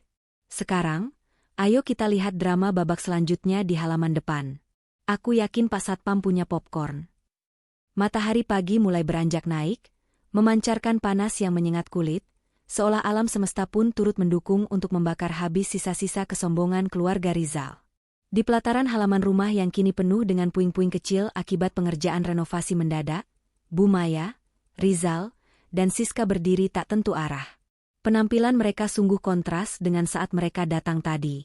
Baju mereka yang rapi kini tertempel debu putih halus. Wajah mereka kusam bercampur keringat dan kepanikan, sementara 3 koper besar dan kardus-kardus berisi barang-barang Bu Maya menumpuk menyedihkan di samping pagar besi. Uhuk. Gila. Perempuan itu benar-benar gila. Bu Maya terbatuk-batuk hebat, sambil menutupi hidungnya dengan sapu tangan sutra mahalnya yang kini ternoda debu. Rizal, lakukan sesuatu. Masa kita diusir seperti kucing kurap begini? Mana harga diri kita sebagai keluarga terpandang? Rizal mengusap wajahnya yang basah oleh keringat dingin dengan kasar. Ia menatap nanar ke arah rumah yang dulu ia banggakan sebagai miliknya di depan teman-temannya. Suara bor dan palu dari dalam rumah masih terdengar bising, seolah mengejek ketidakberdayanya. Aku harus bagaimana lagi, Bu? Berlia benar-benar nekat.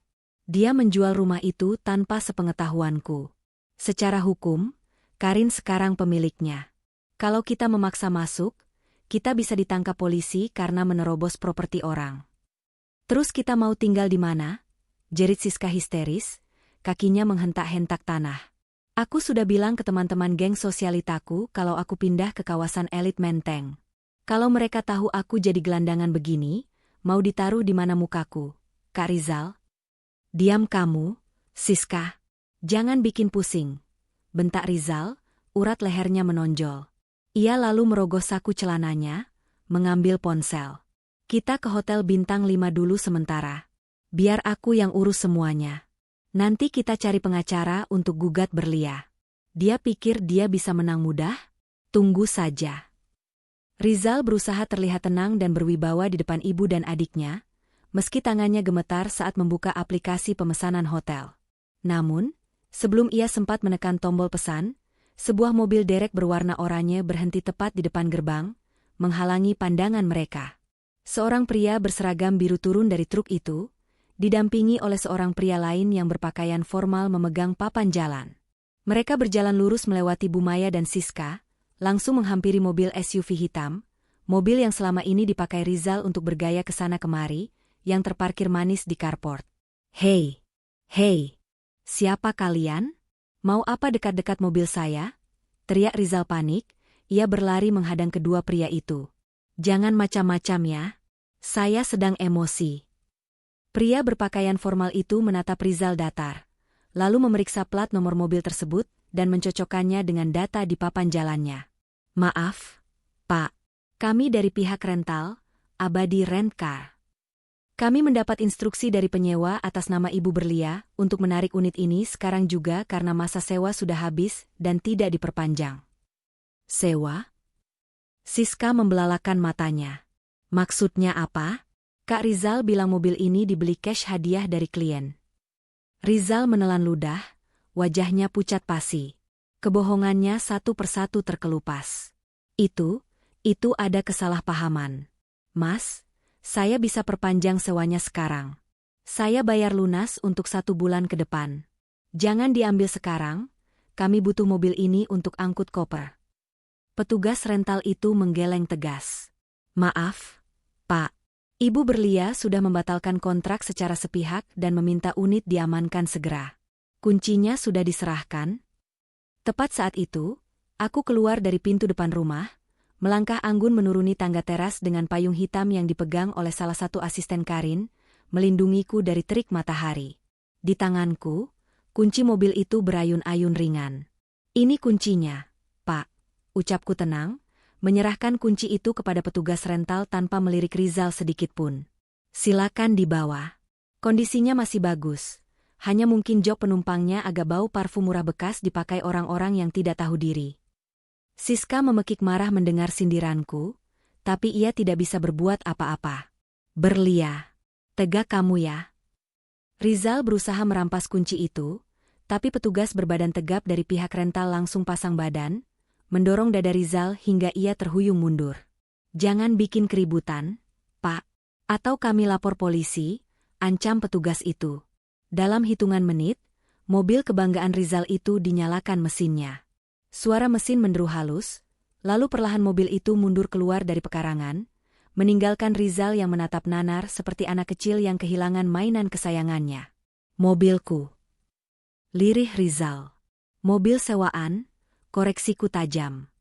Jangan halu, Mas. Gajimu itu cuma cukup buat bayar cicilan motor. Mana mungkin beli SUV seharga 500 miliar. Bu Maya yang sedari tadi diam karena syok, tiba-tiba ambruk duduk di atas salah satu kopernya. Ia memegangi dadanya, napasnya tersengal-sengal. Air. Ibu butuh air. Rizal, belikan ibu minum. Kepala ibu pusing. Iya, Bu. Sebentar, Rizal tampak panik. Ia menoleh ke arah warung kelontong kecil yang ada di seberang jalan, agak jauh dari kompleks elit ini. Siska, kamu pesan taksi online yang premium sekarang. Kita angkut semua barang ini ke Hotel Grand Mulia. Cepat. Oke, Kak. Siska dengan jempol gemetar membuka aplikasi taksi online di ponsel mahalnya, yang cicilannya juga aku yang bayar. Ia memesan mobil van besar untuk memuat koper-koper mereka. Namun, beberapa detik kemudian, wajah Siska berubah pucat. Loh? Kok declinet? Ia mencoba lagi. Gagal lagi. Kak Rizal, kartu kredit yang nyambung di akunku kok nggak bisa dipakai. Rizal mengerutkan kening. Masa sih? Pakai kartuku saja. Nih. Ia menyerahkan kartu kredit platinum berwarna hitam miliknya kepada Siska. Kartu yang selama ini ia pamerkan ke teman-temannya sebagai simbol kesuksesan. Siska memasukkan nomor kartu itu dengan cepat. Menunggu verifikasi. Dan gagal. Transaksi ditolak oleh bank penerbit. Nggak bisa juga, Kak. Tulisannya, kartu diblokir. Seru Siska panik. Kita nggak bisa pesan taksi. Rizal buru-buru membuka dompetnya, mengeluarkan 3 kartu kredit lain dan 2 kartu debit. Ia mencoba mengecek saldo lewat mobile banking dengan tangan gemetar hebat. Akses ditolak. Rekening Anda sedang dalam peninjauan atau dibekukan. Apa-apaan ini? Teriak Rizal frustrasi, ia membanting dompetnya ke tanah. Ia menatapku dengan mata merah menyala. Apa yang kamu lakukan pada rekeningku, Berlia? Aku tersenyum tipis, berdiri bersandar di pagar besi yang kini sudah mulai dibongkar oleh tukang las. Rekeningmu? Koreksi lagi, Mas. Itu rekening operasional rumah tangga yang sumber dananya 90% dari gajiku. Kartu kredit itu? Itu kartu tambahan dari akun utamaku. Sebagai pemegang kartu utama, aku berhak memblokir kartu tambahan kapan saja aku mau. Dan pagi ini, aku merasa ingin berhemat. Terus uangku mana? Uang hasil kerjaku, tuntut Rizal. Uang hasil kerjamu? Oh, yang 2 juta per bulan itu? Tawaku meledak, tawa yang penuh ejekan. Sudah habis. Mas, kamu lupa minggu lalu kamu ambil tunai buat belikan ibumu kalung emas? Saldonya 0. Kosong. Melompong. Sama seperti otak kalian. Kenyataan pahit itu menghantam mereka bertiga sekaligus. Tanpa rumah. Tanpa mobil, tanpa uang. Di pinggir jalan, di bawah terik matahari, dikelilingi koper-koper besar yang tidak bisa mereka bawa kemana-mana. Tetangga-tetangga mulai berdatangan keluar rumah. Bu RT yang rumahnya hanya berjarak 2 rumah dari kami, berjalan mendekat dengan tatapan menyelidik. Ia melihat tumpukan koper, lalu melihat Bu Maya yang terduduk lemas. Loh, Jeng Berlia? Ada apa ini ramai-ramai? Kok ada tukang las pagar? Terus ini, ibu mertuanya mau piknik? Tanya Bu RT polos tapi menusuk. Sebelum aku sempat menjawab, Karin muncul dari balik punggungku. Bukan piknik, Bu RT. Tapi pindahan. Mereka sekeluarga memutuskan untuk merantau mencari jati diri. Katanya bosan hidup mewah. Wajah Bu Maya memerah pada menahan malu.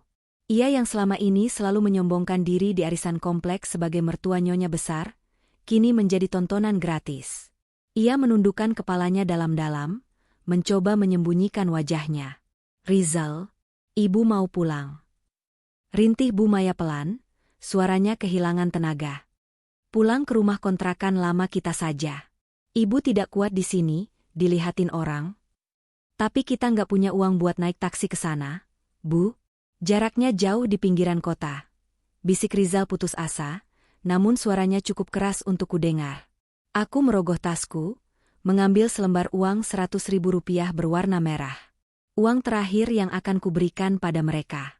Aku melipatnya memanjang, lalu menyelipkannya ke saku kemeja Rizal yang sudah kusut. Anggap saja ini sedekah Jumat dari mantan istrimu, bisikku tepat di telinganya. Cukup untuk naik angkot bertiga sampai ke pinggiran kota. Hati-hati di jalannya, Mas. Semoga kalian menikmati hidup baru kalian yang sederhana.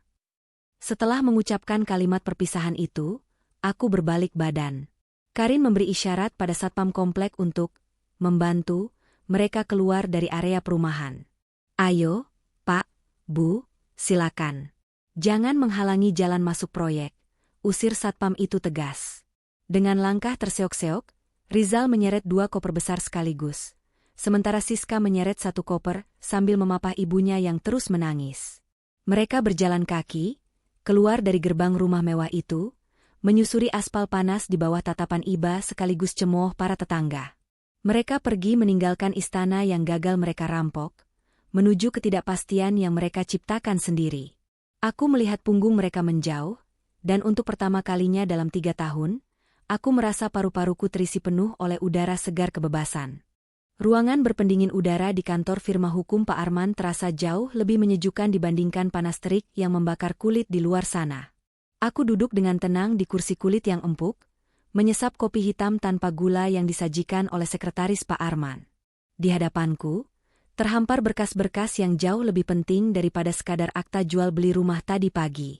Ini adalah berkas gugatan cerai dan laporan audit keuangan pribadi yang sudah kusiapkan secara diam-diam selama 3 bulan terakhir.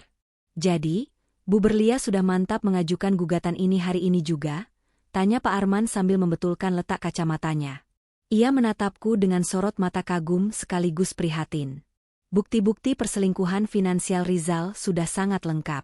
Transfer-transfer mencurigakan ke rekening ibunya, pembelian barang mewah yang disembunyikan, hingga utang-utang online atas nama dia sendiri, semuanya ada di sini. Aku mengangguk tegas, meletakkan cangkir kopiku. Sangat mantap, Pak. Masukkan gugatannya ke pengadilan agama hari ini. Saya tidak mau menunda sedetik pun. Dan satu lagi, pastikan pasal tentang tidak adanya kewajiban nafkah iddah dan mut'ah dari pihak istri tercantum jelas, mengingat dia yang melakukan financial abuse selama pernikahan. Pak Arman tersenyum tipis. Tenang saja. Dengan bukti dia mencoba menipu Anda lewat surat kuasa investasi bodong semalam, posisi kita sangat kuat. Dia tidak akan dapat sepeser pun. Sementara aku merancang masa depanku yang bersih dari benalu, nun jauh di pinggiran kota yang bising dan berdebu, nasib berbeda sedang dialami oleh keluarga terpandang itu.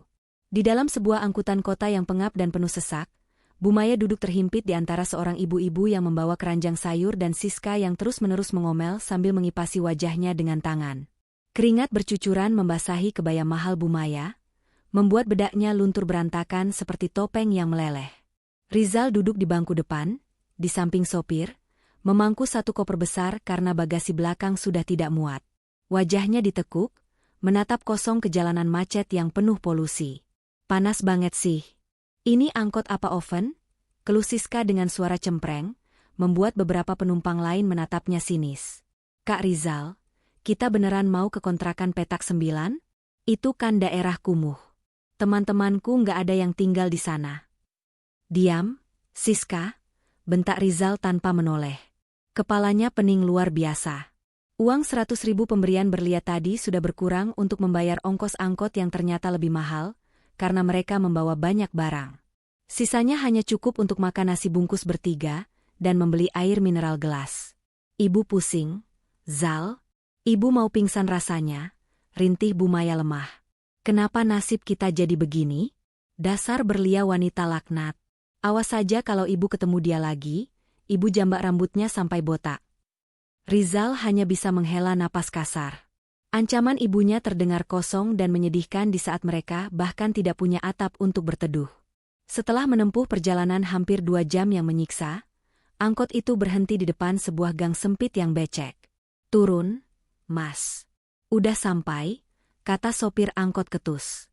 Mereka bertiga turun dengan susah payah, menyeret koper-koper mahal beroda itu melewati jalanan gang yang tidak rata dan penuh genangan air bekas cucian warga. Roda koper branded milik Siska tersangkut di lubang dan patah, membuatnya menjerit frustrasi. Mereka tiba di depan sebuah rumah petak kecil dengan cat tembok yang mengelupas dan atap asbes yang rendah.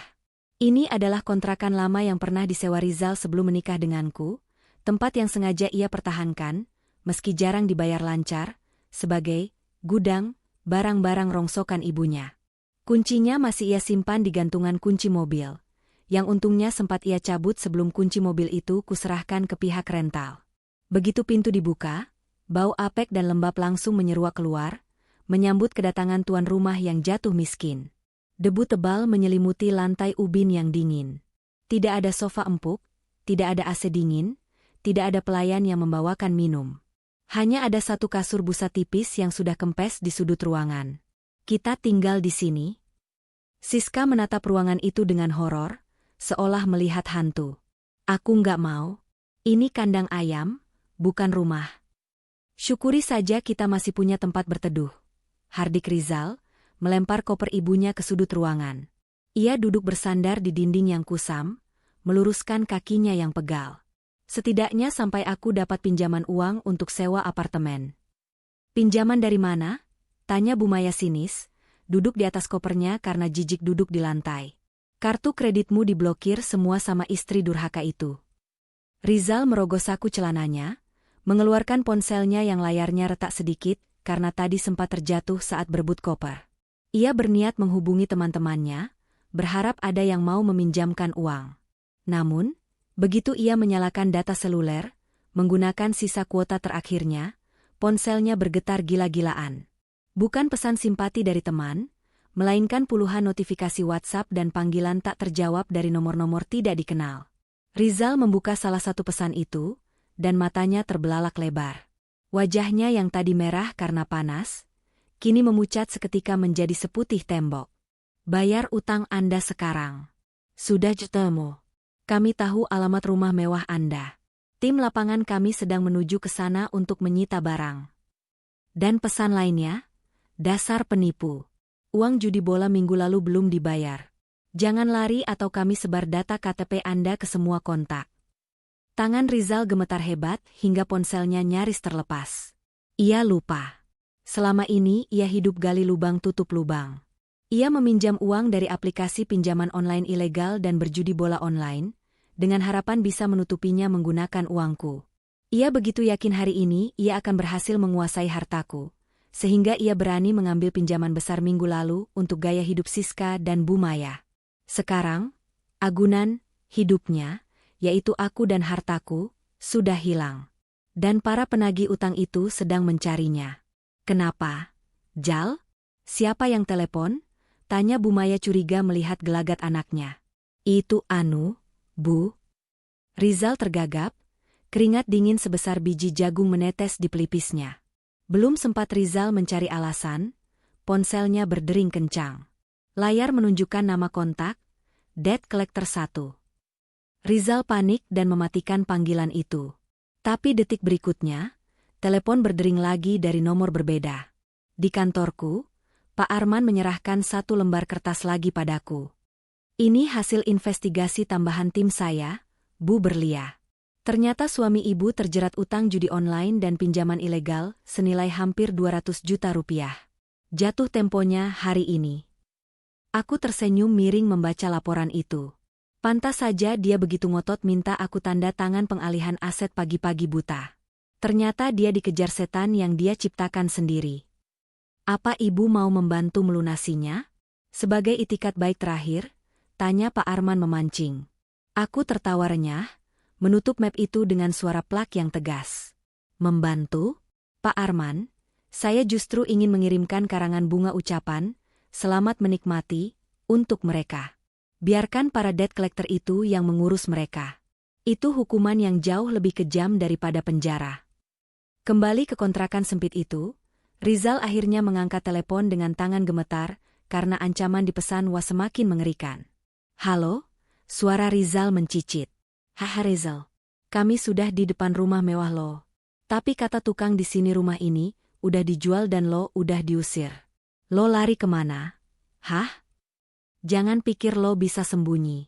Kami sudah lacak posisi GPS lo sekarang. Tunggu kami di sana. Sambungan telepon terputus. Rizal menjatuhkan ponselnya ke lantai. Lututnya lemas, ia merosot ke bawah. Siapa? Jal? Jawab ibu. Desak Bu Maya, mulai panik melihat ekspresi anaknya yang seperti orang gila.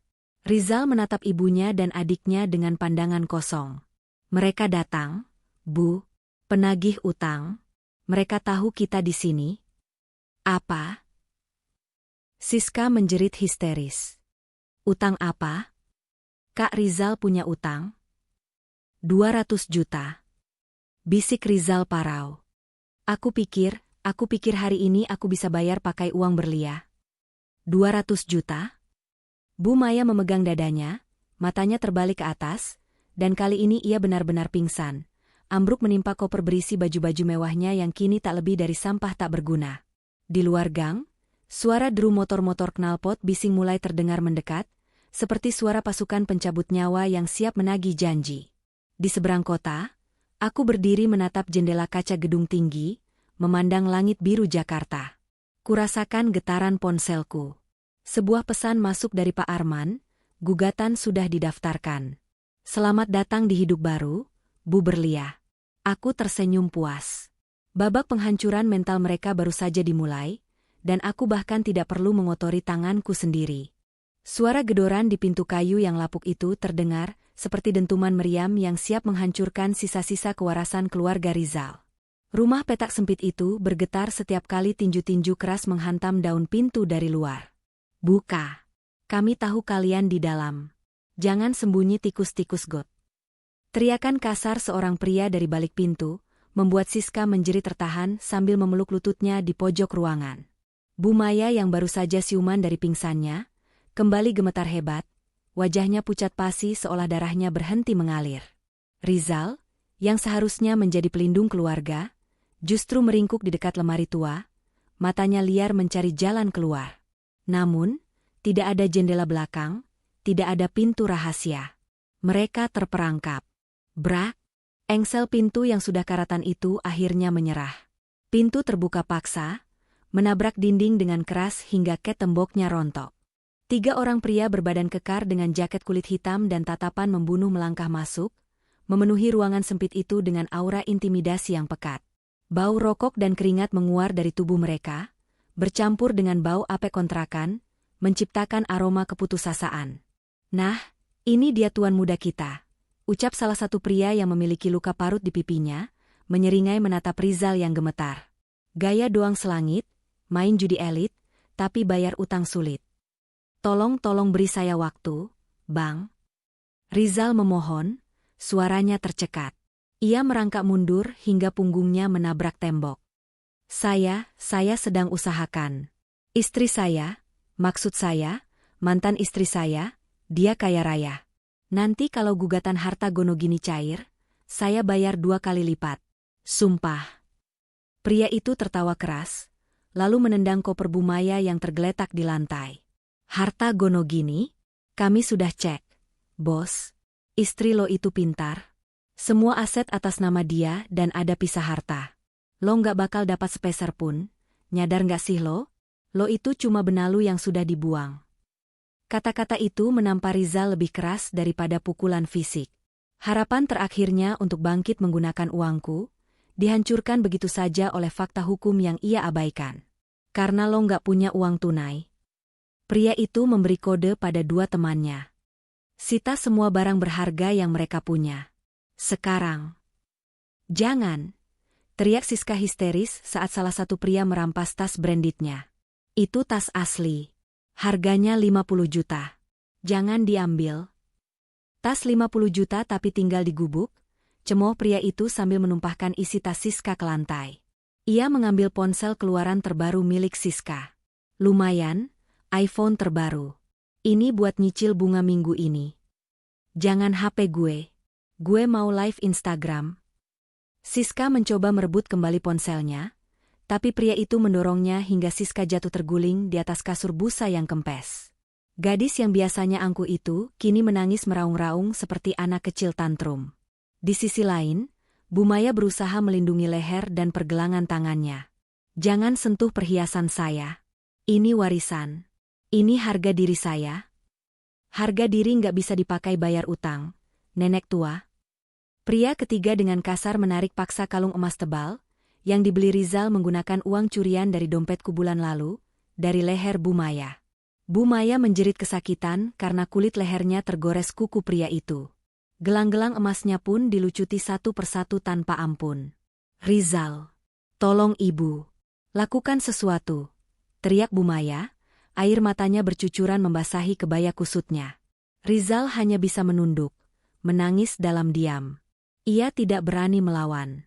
Ia tahu satu gerakan salah bisa membuat tulang-tulangnya patah. Dalam waktu kurang dari 10 menit, kontrakan itu sudah dijarah habis-habisan. Ponsel, perhiasan, jam tangan mewah Rizal, bahkan laptop kerja Rizal, semuanya masuk ke dalam tas para penagih utang. Ini baru permulaan, ancam si pemimpin penagih utang sambil menepuk-nepuk pipi Rizal dengan kasar. 200 juta itu pokoknya. Bunganya jalan terus setiap hari. Kalau minggu depan lo nggak setor duit, bukan barang lagi yang kami ambil, tapi ginjal lo. Mengerti? Setelah mereka pergi, meninggalkan keheningan yang mencekam, tangis pilu Bu Maya dan Siska pecah bersamaan. Mereka tidak memiliki apa-apa lagi. Tidak ada ponsel untuk menghubungi siapapun. Tidak ada uang, tidak ada barang berharga untuk dijual. Mereka benar-benar berada di titik nol, atau lebih tepatnya, minus. 2 minggu berlalu sejak kejadian itu. Dunia mereka dan duniaku kini bagaikan bumi dan langit. Di lantai 25 sebuah gedung perkantoran elit di kawasan Sudirman, aku duduk menikmati pemandangan kota Jakarta yang sibuk. Di hadapanku duduk Karin, yang sedang menunjukkan foto-foto progres renovasi rumah lamaku, yang kini sudah resmi menjadi miliknya. Gila sih, Bah. Aura rumah itu langsung beda banget setelah gue buang semua barang-barang norak pilihan mertua lo, ujar Karin antusias sambil menggeser layar tabletnya. Tembok yang membatasi ruang tamu sama taman belakang udah gue jebol. Sekarang jadi open space yang lega banget. Gue namain rumah ini, Victory House, Rumah Kemenangan. Aku tersenyum puas, menyesap latte hangatku. Cocok. Karena di sanalah aku memenangkan kembalinya hidupku. Oh ya, lo tahu kabar terbaru soal trio benalu itu? Tanya Karin. Nadanya berubah menjadi gosip serius. Aku mengangkat bahu tak acuh. Nggak tahu dan nggak mau tahu. Sejak aku ganti nomor dan Pak Arman mengurus semua komunikasi lewat jalur hukum, hidupku tenang banget. Kenapa? Mereka mati. Belum, tapi hampir, kekeh Karin. Temen gue yang punya usaha catering cerita, kemarin ada ibu-ibu tua sama anak perempuannya datang ngelamar kerja jadi tukang cuci piring. Penampilannya lusuh banget. Pas dicek KTP-nya, ternyata Bu Maya dan Siska. Lo bayangin, Bu Maya yang dulu sok nyonya besar, sekarang nyuci piring bekas kondangan orang. Aku terdiam sejenak. Ada sedikit rasa ngilu membayangkannya, tapi rasa itu segera tertutup oleh ingatan betapa kejamnya mereka memperlakukanku dulu. Itu namanya roda kehidupan, Rin. Dulu mereka di atas karena menginjak kepalaku. Sekarang aku minggir, ya otomatis mereka jatuh ke tanah. Dan Rizal? Tanya Karin lagi. Sidang cerai perdana minggu depan. Pak Arman bilang dia tidak pernah datang ke panggilan mediasi. Mungkin takut ditangkap polisi di jalan karena banyak debt collector yang nungguin. Tiba-tiba, interkom di meja kerjaku berbunyi. Suara resepsionis terdengar ragu-ragu. Selamat siang, Bu Berlia. Maaf mengganggu. Ada seorang pria di lobi bawah yang memaksa ingin bertemu ibu. Dia tidak punya kartu identitas untuk ditukar dengan kartu akses, dan penampilannya agak mengganggu kenyamanan tamu lain. Dia mengaku suami ibu. Aku dan Karin saling berpandangan. Karin mengangkat alisnya, seolah berkata, "Tuh kan, panjang umur. Biarkan dia di lobi, Mbak. Jangan kasih akses naik. Saya akan turun sebentar lagi. Dan panggilkan 2 security untuk mendampingi saya." Perintahku tegas. 5 menit kemudian, aku melangkah keluar dari lift di lantai dasar, didampingi 2 petugas keamanan berbadan tegap. Di dekat pintu kaca lobi, aku melihatnya. Rizal. Pria yang dulu selalu tampil klimis dengan kemeja bermerek dan parfum mahal, kini tampak seperti orang asing. Kemejanya kusam dan kusut, ada noda kecoklatan di kerahnya. Wajahnya tirus, matanya cekung dengan lingkaran hitam yang pekat, dan rambutnya berantakan. Ia terlihat 10 tahun lebih tua. Ia sedang berdebat dengan resepsionis, tapi begitu melihatku, matanya langsung binar keputusasaan.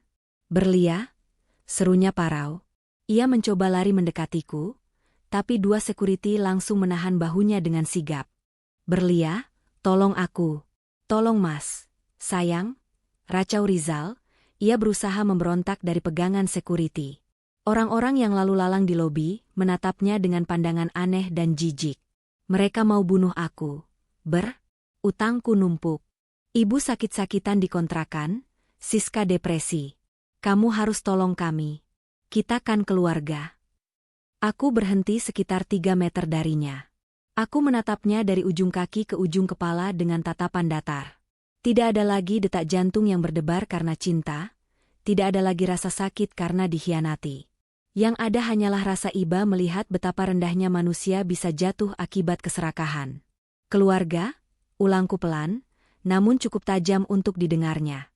"Keluarga mana yang kamu maksud, Mas? Keluarga yang bersekongkol untuk merampok harta istrinya? Keluarga yang mengusir istrinya dari rumahnya sendiri? Atau keluarga yang memfitnah istrinya mandul dan pelit?" Aku hilaf. Aku salah. Aku minta maaf." Rizal menangis, air matanya meleleh di pipinya yang kotor. Ia menjatuhkan dirinya berlutut di lantai marmer yang dingin, posisi yang sangat memalukan bagi seorang pria yang dulu sangat menjunjung tinggi harga dirinya. "Tolong bayarkan utangku sekali ini saja. Setelah itu aku janji akan ceraikan kamu baik-baik." Aku nggak kuat, Aku dikejar-kejar orang setiap hari. Aku nggak bisa tidur, nggak bisa makan. Aku menghela napas panjang, lalu melangkah maju sedikit. Bukan untuk membantunya berdiri, tapi untuk memberikan vonis terakhir. "Mas, ingat uang 100.000 yang kuberikan 2 minggu lalu? Itu adalah sedekah terakhirku," ucapku dingin.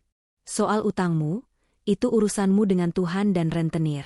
Hartaku bukan solusi untuk kebodohanmu.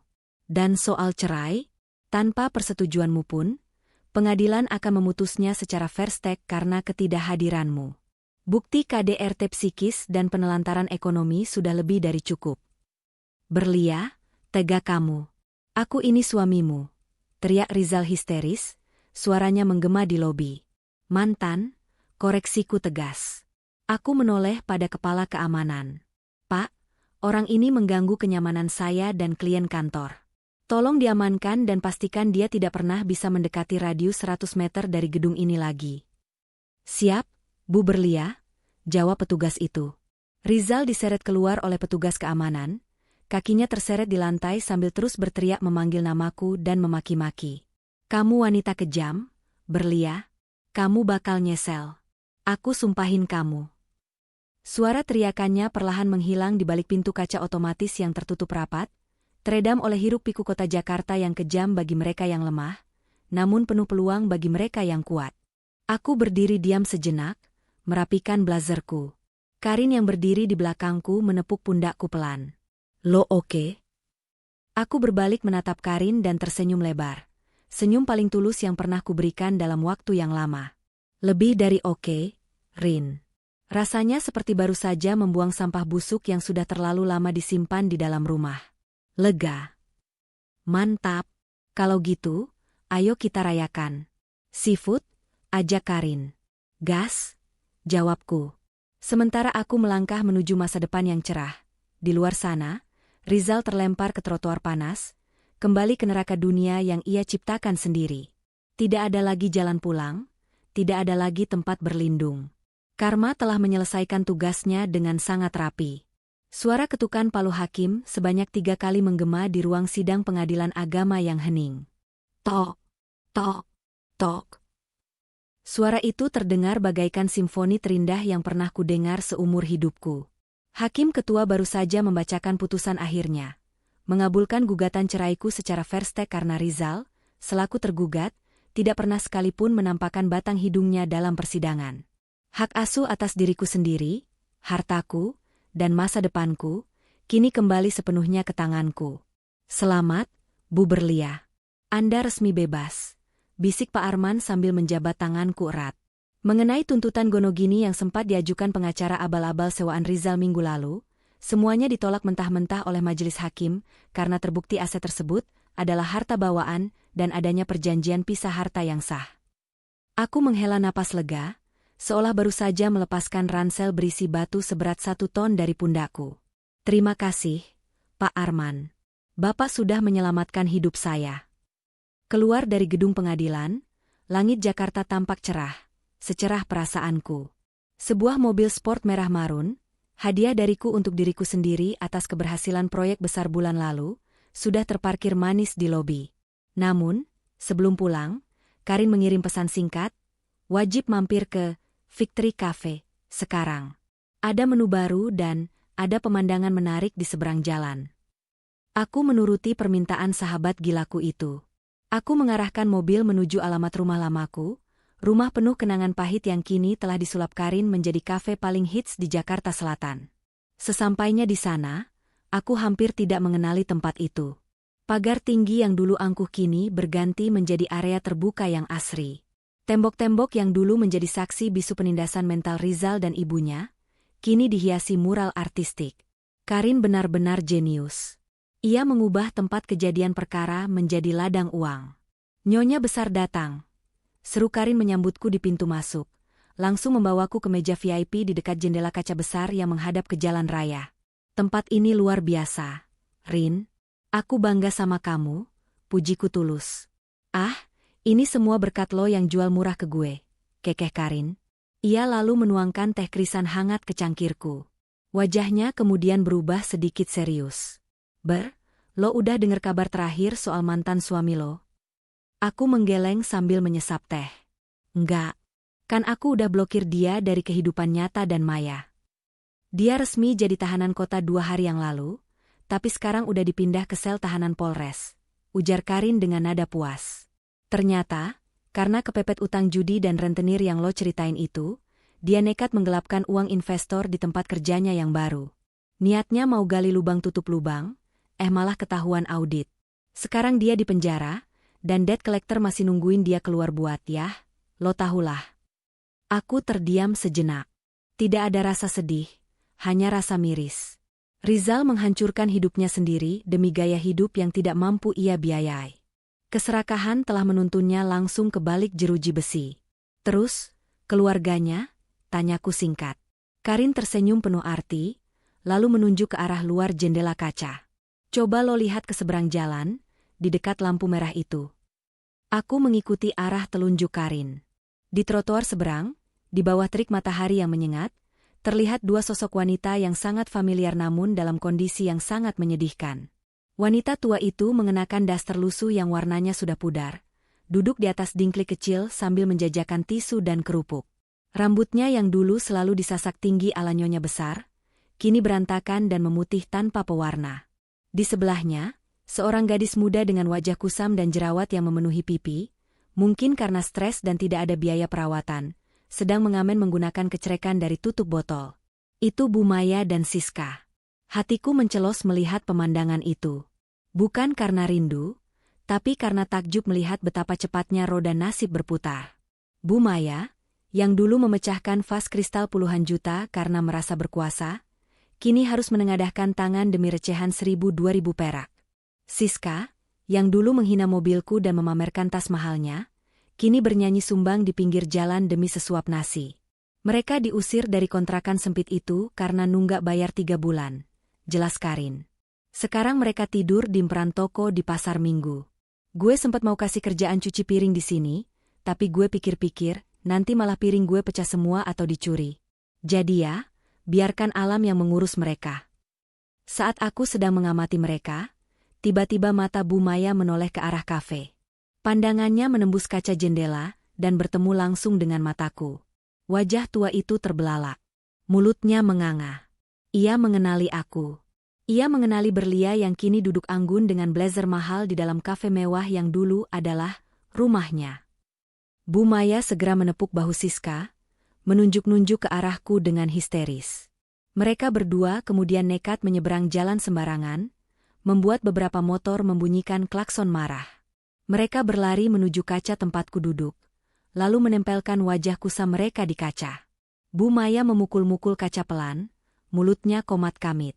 Meski kaca ini kedap suara, aku bisa membaca gerak bibirnya dengan jelas. Berlia, anakku, menantuku, tolong ibu, maafkan ibu.